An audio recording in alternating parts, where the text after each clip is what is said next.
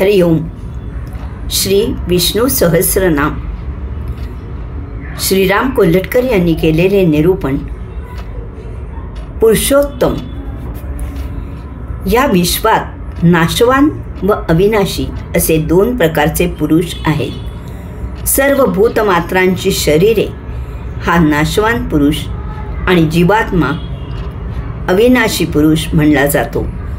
परंतु या दोन्हींपेक्षा उत्तम पुरुष तर निराळाच आहे, जो या तिन्ही लोकात प्रवेश करून सर्वांचे धारण पोषण करतो. त्याला अविनाशी परमेश्वर वा परमात्मा वा पुरुषोत्तम म्हणतात. या पुरुषोत्तमाला जाणून घेणे यातच मानवी जीवनाचे साफल्य आहे. जाणून घेतल्याने काय होते तर या सुखदुःख रूप संसारात परत यावे लागत नाही. सायुज्यमुक्त होऊन स्वतःच्या मर्जीने लोक कल्याणासाठी यावे, प्रभू कार्य करावे आणि भगवंताने नेमून दिलेले कार्य झाले की या देहाच्या कुडीचा त्याग करून परत योगधामी जावे. हा पुरुषोत्तम स्वयंप्रकाशी आहे. त्यामुळे सूर्य, चंद्र व अग्नीद्वारा हा प्रकाशित होतो असे नसून हे तारेच त्याच्यामुळे प्रकाशित होतात. भगवंत श्री गीतेमधील 15व्या अध्यायात म्हणतात की जे तेज सूर्यामध्ये, चंद्रामध्ये आणि अग्नीमध्ये आहे ते माझेच तेज आहे. अशा या पुरुषोत्तमाला जाणून घेण्याचा मार्ग ही भगवंत सांगून ठेवतात. भगवंत म्हणतात, अंतःकरण शुद्ध करून विवेकयुक्त ज्ञानाद्वारा मला जाणता येते. विवेकयुक्त ज्ञानाने मान, मोह नष्ट होतात, आसक्ती नष्ट होते. यामुळे सुखदुःख रूप द्वंद्वापासून मुक्ती मिळते आणि त्या पुरुषोत्तम पदाला जाणता येते. आता अंतःकरण शुद्धी करायची म्हणजे आहार, विहार, विचार यावर योग्य ते नियमन आले.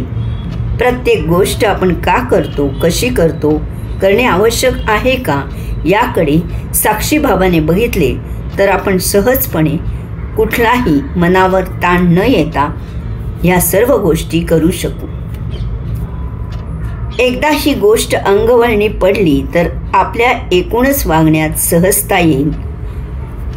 आणि सुरेश भट यांच्या एका सुप्रसिद्ध गझल मधील शब्द, गुंतुनी गुंत्यात साऱ्या पाय माझा मोकळा, अशी स्थिती प्राप्त होईल.